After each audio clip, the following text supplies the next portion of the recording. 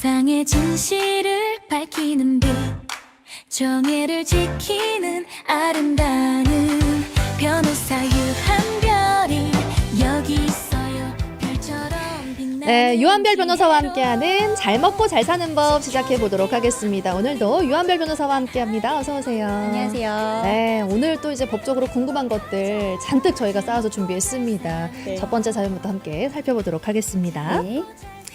자, 좋습니다.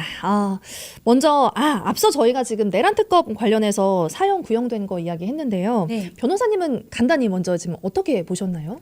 일단은 뭐 예상했던 바고요. 왜냐하면 내란 우두머리죄에 정해진 법정형 자체가 사형, 그다음에 무기징역, 무기금고 3개밖에 없어요. 네. 그렇기 때문에 이 안에서 검찰에서 특검에서 좀 양형 참작 사유가 어느 정도 있다 그랬으면 그 아래 좀 최저형이나 최저형인 무기금고나 아니면 그 가운데형인 무기징역을 선택할 수도 있었겠지만 뭐 충분히 그 구형하는 장면 다들 보셨을 텐데 뭐 참작할 사유가 전혀 없고 기본적으로 반성하거나 자백하지 않기 때문에 뭐 여지가 없죠. 그렇기 때문에 최고형인 사형을 구형할 수밖에 없었다 생각하고 뭐 당연한 결과였다. 그렇게 생각합니다. 네, 좋습니다. 첫 번째 사연부터 살펴볼 텐데요.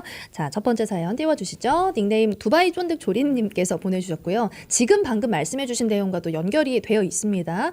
무기징역과 무기금고의 차이가 뭔가요? 궁금합니다. 요즘 뉴스에서 굉장히 많이 보는 단어잖아요. 네. 근데 이게 좀 어렵단 말이죠. 무기징역 그리고 무기금고 어떻게 다르죠? 네, 일단은 그 무기징역과 무기금고의 차이는 동일하게 그 수용 생활을 하지만 교도소에 갇혀서 네. 자유가 없이 자유가 박탈된 상태로 생활한다는 점은 동일하지만 노역, 강제 노역이 있는지 없는지에 따라서 그래서 징역, 역을 징구한다라는 뜻이어가지고 그 차이가 있습니다. 수용 생활을 하시면서 무기금고나 뭐 유기금고의 경우에는 그냥 일상적으로 뭐 밥 먹고 잠 자고 뭐 나가서 운동 시간에 운동하고 이런 생활을 즐기고 나머지 시간에는 뭐 자유롭게 본인이 그냥 방에서 거실에서 이제 생활하시는 건데 징역 같은 경우에는 정해진 역이 있기 때문에 강제 노역에 이제 나가셔야 되는데 다들 언뜻 생각하시기에는 당연히 이제 무기 금고가 나을 거고 무기 금고 가면 다 이제 편하게 있을 거다라고 생각하시는데 실질적으로 저희가 이제 다 보면 한 70% 경우는 이상은 그 안에서 본인들 신청하시면 강제 노역할 수 있거든요, 노역을. 그래서 70% 이상이 노역을 원하는 이유는 뭐죠?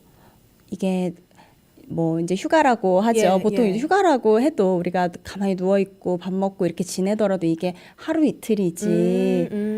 그렇게 오히려 뭔가를 가만히만 하기를 원하는 거군요. 네, 그 자체가 너무 좀 견디기 힘들기 때문에 처음에는 좀 무기 금고니까 좀 편하게 있어야지, 몸이 편하게 있어야지라고 생각하시다가 나중에는 이게 너무 답답하고 그래서 안 되겠다 해서 다들 원해서 이제 역을 살기도 하고 합니다. 네, 정리하자면 이제 강제 노역의 여부에 따라서 나뉘는 거고, 그게 이제 그 노역을 하는 게 그 일을 하는 게 무기징역이고, 그리고 네. 아무것도 하지 않는 게 이제 무기금고다라고 정리할 수 있겠네요. 네, 그리고 한 가지 이야기가 나와서 또 이제 궁금하실 수 있어가지고 무기징역이나 무기금고를 만약에 법관이 재판장님께서 선택을 하실 때에는 감경 사유가 있다고 하면 감경을 하면 어디까지 감경될 수 있냐 이거 되게 궁금해하시거든요. 네. 요즘 혹시 이제 이 사건에 있어서도 재판장님께서 사형이 아니라 무기징역이나 무기금고를 선택하고 뭐 이런저런 양형 사유가 있기 때문에 감경했을 때 어디까지 10년 이상 50년 이하라고 생각하시면 됩니다. 10년 이상, 50년 네. 이하고요. 좋습니다. 요즘 많이 저희가 접하고 있는 무기징역 그리고 무기금고에 대한 이야기 살펴봤고요. 다음 사연부터 또 이어서 보겠습니다.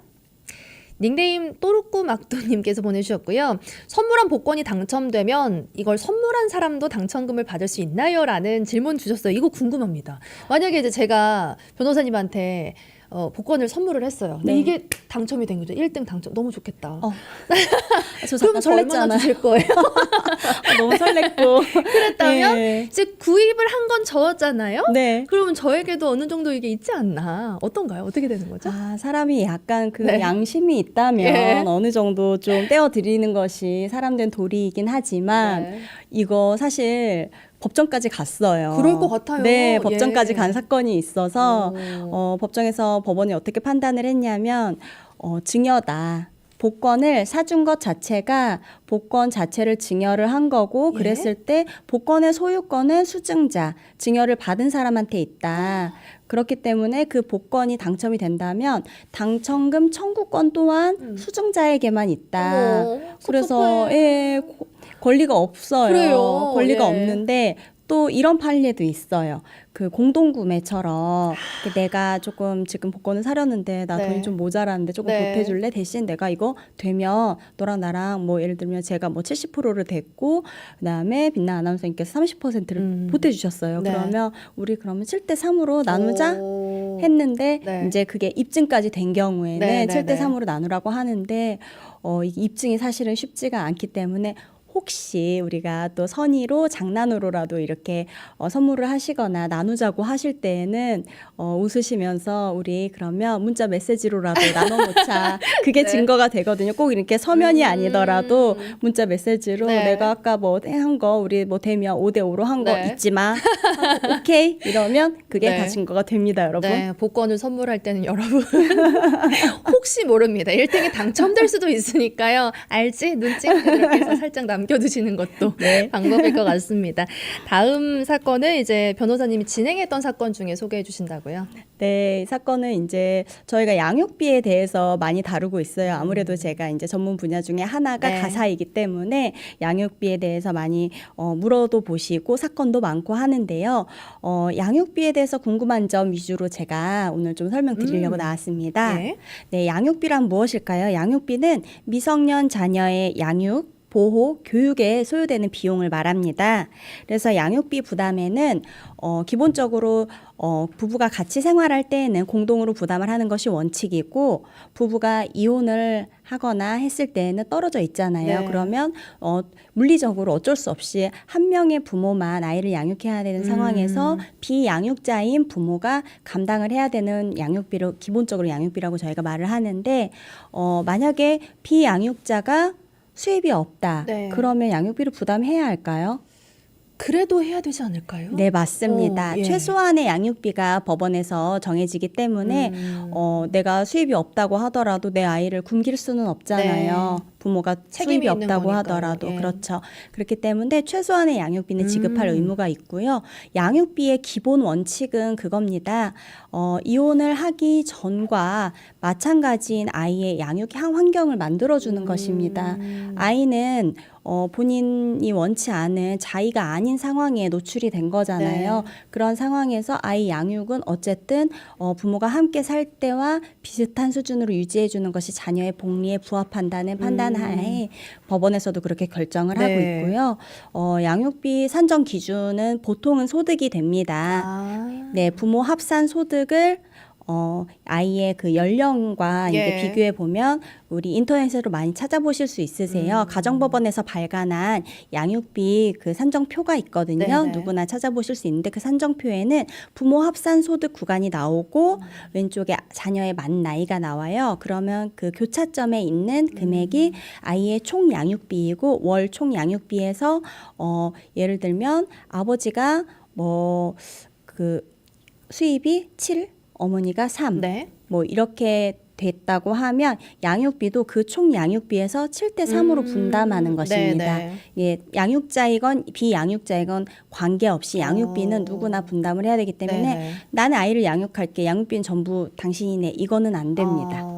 소득 금액, 그러니까 소득과 그리고 이제 아이의 나이에 따라서 네. 이제 결정이 된다고 해주셨고요. 네, 그렇습니다. 근데 문제는 이제 이게 문제가 되는 게 그거잖아. 안 주는 경우. 안 주는 경우 네, 있죠. 만약에 안 주면은 어떻게 되는 거예요? 안 주는 경우에 이제 여러 가지 이제 할 수가 있는데 예를 들면 아이 양육비를 2회 이상 정당한 사유가 없이 미지급할 때에는 상대방이 급여 소득자라고 했을 때에는 아이의 그 신청을 해서 그 급여에서 양육비를 먼저 직접 나에게 지급을 하고 나머지 급여만 지급을 하도록 하는 급여 지급 네. 직접 지급 명령이라는 것이 있고 또 이제 그렇게 안 되는 경우에는 뭐 담보 제공 명령이라고 법원에 신청을 하셔가지고 네, 네. 아이 양육비를 계속 안 주고 있으니까 이것을 이행할 만한 담보를 제공하도록 해라 하고 법원이 이제 명령을 내리고요.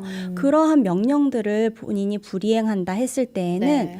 뭐 감치나 과태료나 이런 것에 처해질 수가 있기 때문에 단계적으로 진행을 하시면 되고 또 이런 부분에 있어서 좀 도와드리는 기관이 있어요. 양육비 이행관리원이라는 데가 있는데요. 양육비 미지급과 관련해서 뭐 상담도 진행을 하실 수가 있고 이후에 뭐 일시적으로 비상적으로 한시적 지급 같은 것도 가능하고요. 그래서 양육비 이행관리원 통해서 도움을 예. 받으시는 것도 좋습니다. 그러면 이제 이혼할 때 뭔가 이런 절차가 진행이 될 것 같은데요. 네. 그럴 때 처음에 이제 정해버리면 이거는 변경이 어려운가요?